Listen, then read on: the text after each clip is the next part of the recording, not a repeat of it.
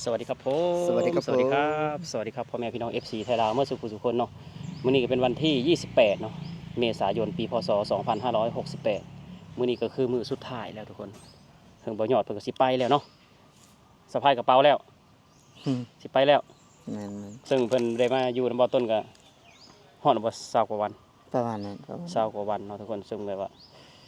คือเป้าหมายของเพิ่นก็คือว่าหางานคู่ผัวเมียเนาะหางานคู่ผัวเมียแหละอยากให้ลูกเขาโรงเรียนอยู่ในประเทศไทยเนาะ ซึ่งแบบว่าอยู่ในเมืองคือบ่ต้นอยู่นี่ก็คือว่าหายากนะงานผัวเมียทุกคนหายาก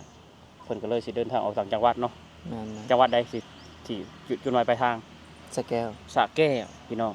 เนาะฝากพี่น้องทั้งสระแก้วเบิ่งแยงบ่ยอดเด้อทุกคนเพราะว่างานหยังอยู่พุ่นน่ะงานแบบเก่าเลยเลี้ยงไก่เลี้ยงไก่แม่นอ๋อแบบว่าเจ้าม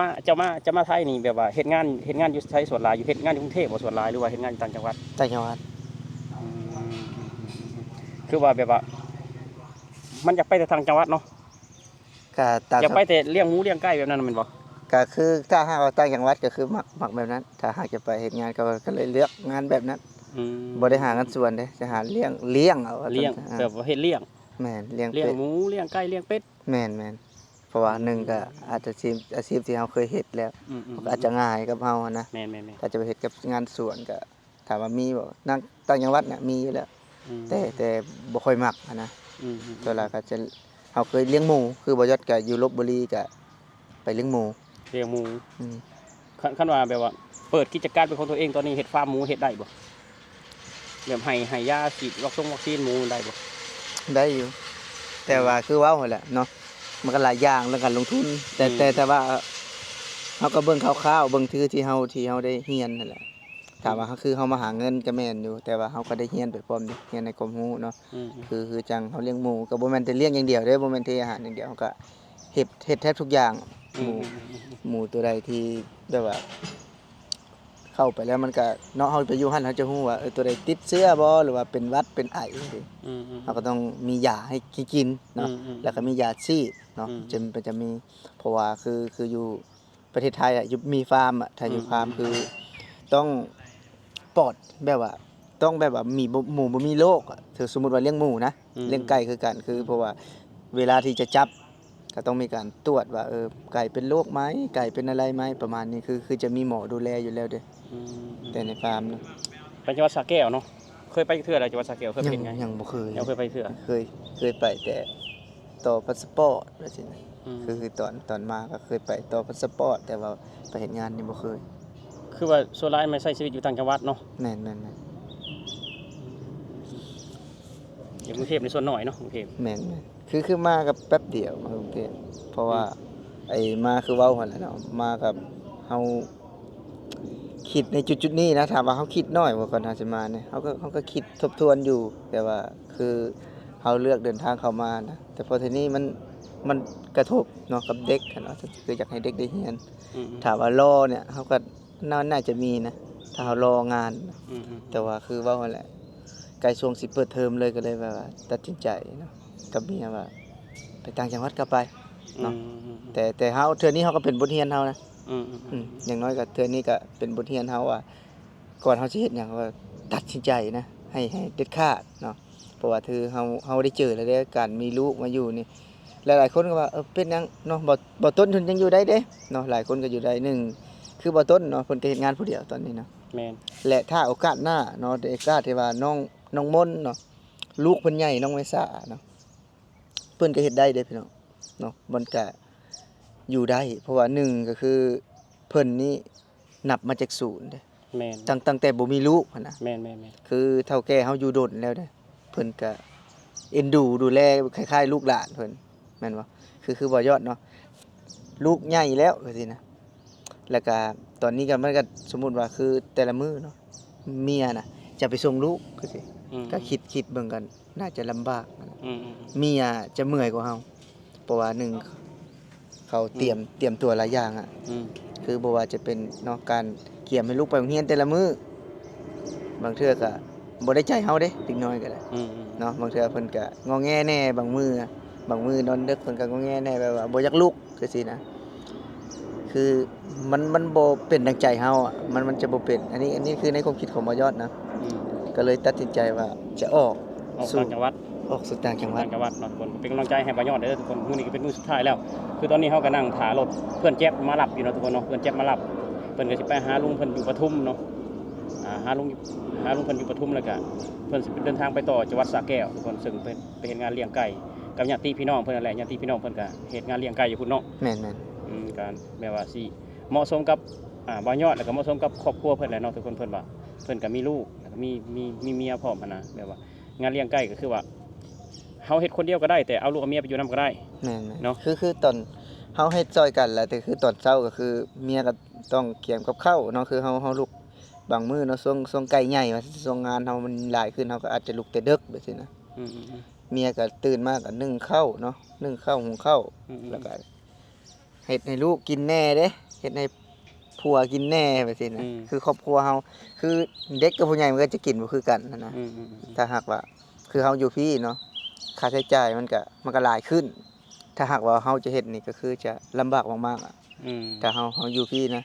เพราะว่าแต่เป็นจังไอ้ต้นเพิ่นคือสิได้หนึ่งคือเพิ่นอยู่ดนนะเด้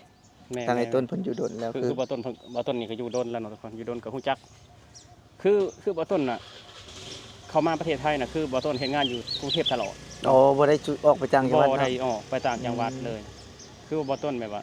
งานบ่ต้นคือแบบว่าค้าขายอ่ะทุกคนงานค้าขายงานบริการว่าง่ายซะงานบริการคือว่าให้บ่ต้นไปเลี้ยงเป็ดเลี้ยงไก่เลี้ยงหมูนั่นมันก็บ่ต้นก็ยังบ่เคยไปหั้นนะ มันบ่แม่นแนวเนาะ มันแนวทางเฮา คือบ่ต้นคือเฮ็ดงานบริการร้านอาหารบ่คืองานปัจจุบันของต้นคือขายหมูบริการ งานบริการเนาะถ้าว่าให้ออกไปต่างจังหวัดงานสวนมันก็บ่ต้นยังบ่เคยไปทุกคนยังบ่เคยไปบ่ต้นก็สิอยู่นี่แหละอยู่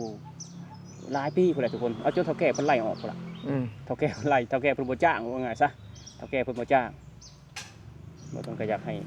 ลูกบ่ต้นน่ะตั้งรักตั้งฐานอยู่ในนี่แหละทุกคนจังหวัดนนทบุรีนี่แหละอยากให้ลูกบ่ต้นก็เรียนอยู่ในนี่เนาะใหญ่มากก็เรียนอยู่นี่ให้เป็นเด็กนนท์ว่าง่ายซะเด็กนนท์ถึงว่าบ่แม่นคนไทยก็อยากขอเป็นเด็กนนท์เนาะ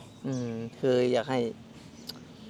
อยู่นี่ว่าซั่นซะ แม่น บ่อยากให้เมื่อบ้านเนาะคือว่า แม่น เมื่อบ้านก็เห็นสังคมที่แตกต่าง แม่นคือว่าบ่อยากให้ลูกกลับบ้านว่าง่ายซะบ่อยากให้ลูกแบบว่าเห็นสังคมแบบบ้านเฮาคือว่าเด็กน้อยก็บ่ได้เข้าโรงเรียนนะบ่ได้รับการศึกษาที่เพียงพอนะก็เลยแบบว่าอยากผลักดันลูกให้ได้รับการศึกษาอยู่นี่เนาะคือว่ามาอาศัยแบบว่าอยู่แถวบ่ต้นอยู่กับ20กว่าวันเนาะ แม่น มีความผูกพันแล้วบ่มีความคิดฮอดบ่ท่านนี่ ๆค่ะมีความคิดฮอดเด้เพราะว่าคือประเทศไทยเพิ่นก็เป็นคนที่มีน้ำใจอยู่แล้วเป็นคนที่ถามเนาะคือบ่ยอดมานี่ก็เพิ่นก็ถามดีนะว่าพักอยู่ที่ไหนเนาะทำงานอะไรแล้วก็แถวนี้เพิ่นก็จะฮู้หลายคนแล้วเด้คือบ่ยอดกับส่งน้ำแขกเนาะเลาะแถวนี้นะเลาะบริเวณนี้ก็คือก็ฮู้จักหลายคนนะหลายคนว่าโอ้เป็นหยังคือบ่เลือกเฮ็ดงานก็คือเว้านั่นแหละพี่น้องมันยังบ่ตอบโจทย์กับครอบครัวเนาะถามว่างานดีแน่นอนว่าก็เงินก็ดีเด้วันละ500 บาทเนาะเพิ่นจ่ายซุมื้อได้บ่ยอดคือบ่ยอดทำงานชั่วคราวอ่ะว่าซั่นจ้ะก็คือเพิ่นก็จะจ่ายซุมื้อเด้ยังบ่ทันได้เป็นเงินเดือนเป็นเงินรายวันอยู่เฮามาใหม่เด้ แล้วก็100นำเพิ่นให้เนาะ แม่น เขาเพิ่นก็เลี้ยงอีกบ่ ๆเลี้ยงตอนเที่ยงเนาะ เขาเลี้ยงตอนเที่ยง แม่นบ่แม่นถามว่าตอนเที่ยงก็คือกินข้าวเที่ยงแต่เฮากินสวยนิดจังน้อยเพราะว่าคือเฮาเฮ็ดงาน กินบ่ายว่าไงซะบ่าย3ประมาณบ่าย บ่าย3เพิ่นเลี้ยง 3แม่น อย่างยังก็ซื้อกิน ๆแม่น โอ้แสดงว่าวันหนึงเกือบ600บาทเนาะ ๆแม่นคือเพิ่นจะกินอาหารตามสั่งเลยส่วนหลาย จันทร์40บาทฮะ60บาท แม่น 50บาทขึ้นไปเนาะ แม่นๆก็บ่ค่อยมีได้40 บาท บ่มีแล้วอาหารตาม ส่วน สั่ง หลาย แล้ว ส่วนหลายก็จะ60สายพิเศษก็65 70ประมาณนั้น ถ้าว่าอาหารตามสั่งก็มีแต่ไข่เจียวอะไร40บาทเนาะไข่เจียว ฮอดบ่40 บาทนะจิ ฮอดเลย เขาคือบ่ฮอดเท่าเห็นป้ายนะ เนาะคือมือไปแล้วมื้อนี้ทุกคนแล้วต้นก็กินฮอดอยู่เฮ็ดได้มันก็ต้องจำเป็นเนาะเพื่ออนาคตลูกเพื่ออนาคตเจ้าของเองหั่นแหละเนาะถ้าว่าบ่ต้นเป็นแบบบ่ยอมบ่ต้นก็สิเลิกไปนั่นแหละเพราะว่าอยากให้ลูกได้รับการศึกษาเนาะอยากให้คือว่าสิเอาไว้อยู่บ้านก็บ่มีผู้ใดเบิ่งเนาะลูกเนาะ แม่นคือ ถ้าว่าสิอยู่บ้านนํลูกก็เงินทองก็บ่มีอ่ะ แม่น เขาต้องแบบว่ามันคือว่าบีบทั้งสองอย่างอ่ะ คือตอนนี้คือเป็นแบบว่า เฮาต้องเลือกอย่างใดอย่างหนึ่ง อืม ถ้ามาเลือกอยู่ในประเทศไทยเลือกกรุงเทพถามว่าความสุขมีบ่มีก็ความสุขก็มีก็คือเฮาได้เห็นหลายๆอย่างอะ อืม สิ่งที่เฮาบ่เคยเห็นแต่ว่ามันก็จะมีความทุกข์คือเว้าแล้วมันยังคิดแบบว่าพอโทรหาลูกอะนะ อืม ลูกเพิ่นว่าแบบว่า วันไหนพ่อหนูจะได้กลับไปเรียนในประเทศไทย อืม ว่าซี่นะ ลูกว่านะ มันก็หัวใจต่ำตึกได้บัดนี้ อืม เนาะผู้เป็นพ่อหัวใจต่ำตึกแล้วก็เฮายังบ่หางานให้แม่เขาบ่ได้หางานที่เหมาะสม เพราะฉะนั้นบ่นอนก็นอนจนบ่หลับเนาะบ่ว่าจะซึมๆนี่นะนี่มันนอนก็นอนจนบ่หลับว่าสิเฮ็ดจั่งใดเนาะก็เลยตัดสินใจว่าปรึกษากับเมียว่าต่างจังหวัดก็ไปเนาะไปต่างจังหวัดก็ไป เพราะว่าเฮาต้องเลือกลูกหนึ่งเลือกลูกก็เพราะครอบครัวเฮาพร้อมนั่นแหละแต่ว่าคือเฮาอยู่ต่างจังหวัดนี่มันก็ข้อดีหลายอย่างมีหลายเนาะทำในเมืองก็มีบ่มีก็มีหลายเนาะคนละแบบแต่ว่าเป็นครอบครัวก็คือตอบโจทย์สุดๆก็คือต่างจังหวัดนั่นแหละ อืมคือว่าป้าบ่เฮ็ดงานอยู่พุ่นน่ะ แม่นป้า เอ้ยเมีย เอื้อยของแม่บ่ยอดเด้อายุ50แล้ว โอ้ อายุ50ยังทำงานอยู่นะ เอ้ยของแม่บ่ยอด แม่น โอ้ เพิ่นมาทำงานดนแล้วเพิ่นมาทำงาน เพิ่นก็อยู่ครอบครัวอยู่หั่นน่ะ แม่นมีทั้งลูกเพิ่น อืม ลูกก็เป็นครอบครัวของลูกนะแม่ก็อยู่หั่นพร้อม อืม เนาะถือว่าหลายนะอยู่หั่น อืมมันก็อยู่หลายปีเลยติ หลายปีแล้ว เพราะว่าคือว่าหั่นล่ะเพิ่นกลับไปเพิ่นบ่มีหยังเฮ็ดเพิ่นว่านะ อืม เพิ่นหลายคนก็เขากลับคือคนลาวนี่จะบ่ค่อยเฮ็ดเด้ประมาณอายุประมาณ50กว่านะจะเพิ่นจะบ่เฮ็ดแล้วแต่ว่าเพิ่นยังเฮ็ดอยู่นะ อืม เพิ่นบ่ได้มาตอนวัยรุ่นนะเพิ่นมาตอนอายุหลายแล้วว่าซั่นซะบ่ฮอด10ปีอะเพิ่นมา อืม เพราะว่ามาตอนได้ลูกไผลูกเขยพุ่นล่ะ อืม แต่ยังติดใจยังมักประเทศไทยอ่ะ เดี๋ยวว่าเพราะว่าเฮาเฮ็ดงานแต่ละมื้อมันก็ได้เงินแต่ละมื้อเนาะ แม่น ดีกว่าเฮานอนอยู่บ้านซื่อๆก็แบบว่าคืออยู่บ้านเฮาก็บ่มีงานเฮ็ดบ่มีหยังเฮ็ดหันนะคือบ่มีคนจ้างว่าง่ายซะจ้างเงินเดือนมาถึกก็เลยแบบว่าอยู่ในประเทศไทยคือสิ้นเดือนมาก็ได้รับเงินแบบว่าใช้จ่ายก็สะดวกสบาย กินอยู่ก็สะดวกสบายเพิ่นก็เลยแบบว่าบางคนก็ติดประเทศไทยเนาะ หลายคนนะบ่ว่าบางคนล่ะถ้าผู้ใดเคยมาติดประเทศไทย อืม คืออยู่บ้านนอกพี่น้องเฮาก็บ่แม่นทันสิได้กินแบบอาหารแต่บ้านนอกบ่ได้กินนี่มันมีเบิดอ่ะอยู่บ้านนอกก็เจริญแล้วอยู่บ้านนอกอยู่บ้านนอกก็จะมีเซเว่นโลตัสคือกันเนาะ แต่ว่าถามว่าสู้ในกรุงเทพได้บ่แน่นอนว่าสู้บ่ได้แต่เรื่องอาหารการกินน่ะเสื้อผ้าก็สิถ้าเฮาอยากใส่นะแต่คือว่าเราบ่ยอดก็บ่ได้ค่อยใส่ บางคนก็บ่ติดเนาะคือแม่เฒ่าบ่ต้นก็แม่ย่าบ่ต้นก็คือว่าคือบ่ติดเนาะว่าง่ายซะบ่ติดกรุงเทพ อืม เพราะว่าเพิ่นมาตอนอายุหลายเลยเด้มาเที่ยวมาหยังซื่อมาหาลูกซื่อนะคือว่าคือให้คนป่ามาอยู่ในเมืองกรุงน่ะมันอยู่บ่ได้เด้แม่นบ่คือกันกับไก่ป่านี่แหละไก่ป่าเฮาจับมาจากป่า อืม เอามาปล่อยอยู่ในบ้านมันอยู่บ่ได้มันต้องอยู่ในป่า ต้องบินไปนะ มันต้องบินไปอยู่ในป่า อันนี้คือกันแหละคือ อันนี้สิว่าบ่ยอดเป็นคนป่าบ่นี่ บ่แม่นคือแม่ย่าบ่ต้นเนาะแม่ย่าบ่ต้นก็เป็นคนป่า คนให้คนนาให้เพิ่นมาแบบว่าอยู่ในเมืองศิวิไลเนาะถนนปูแต่คอนกรีตย่างไปทางไทยย่างไปทางใดมีแต่คอนกรีตเพิ่นก็อยู่บ่ได้เพิ่นก็แบบว่าอยู่มีความสุขวันที่5นี่แหละทุกคนบ่ต้นแม่ย่าบ่ต้นก็สิได้กลับแล้วลูกชายเพิ่นสิมื้อส่งเนาะบ่ต้นบ่ได้มื้อส่งบ่ต้นมื้อหับซื่อๆเนาะลูกชายเพิ่นสิมื้อส่งวันที่5ก็เป็นครั้งแรกของเพิ่นนั่นล่ะที่ได้มาเนาะที่ได้มาประเทศไทยก็ได้เห็นความเจริญเห็นแบบว่าหลายๆอย่างทุกคนเห็นวัดอรุณแม่เฒ่าบ่ต้นก็ได้ เพิ่นได้ไปวัดอรุณนี่หว่า ได้ไปวัดอรุณได้ขี่เรือล่องแม่น้ำเจ้าพระยาเนาะได้เข้าเซเว่นได้กินน้ำเต้าหู้ครั้งแรก ได้กินนมกล่องครั้งแรกนะทุกคนคือว่าแม่เฒ่าบ่ต้นได้จากประเทศไทยเนาะได้จากการมาประเทศไทยครั้งแรกก็ได้หลายอย่างอยู่เนาะบ่ต้นเชื่อเลยว่าแม่เฒ่าบ่ต้นเมื่อนี้เพิ่นก็สิเล่าสู่เพื่อนสู่ผู้สู่ผัวสู่เพิ่นยังฟังเนาะว่าประเทศไทยเพิ่นเป็นจังไดเนาะว่าแม่เฒ่าบ่ต้นจึงว่าอยู่ในหมู่บ้านเพิ่นคือเงียบแท้เนาะคือแบบว่าคำมาแล้วคือบ่มีเสียงหยังเลยเนาะซึ่งแตกต่างจากที่เพิ่นอยู่นะคำมาก็คือมีเสียงเพลงเสียงหยังเสียงคนเมาซุ่มแซวเนาะแต่ว่าอยู่ในประเทศไทยคือว่าเงียบสงบ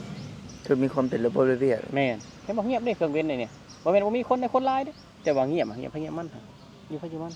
คือหลายคนก็ถามว่าประเทศไทยเพิ่นก็กินเหล้ากินเบียร์แน่นอนเพิ่นก็กินคือกันเนาะแต่ละพอคือค่าบ่มีเพิ่นก็บ่มีเบียร์เด้ เนาะแต่ละพื้นที่แต่ว่าคือกินเป็นระเบียบอะพี่น้อง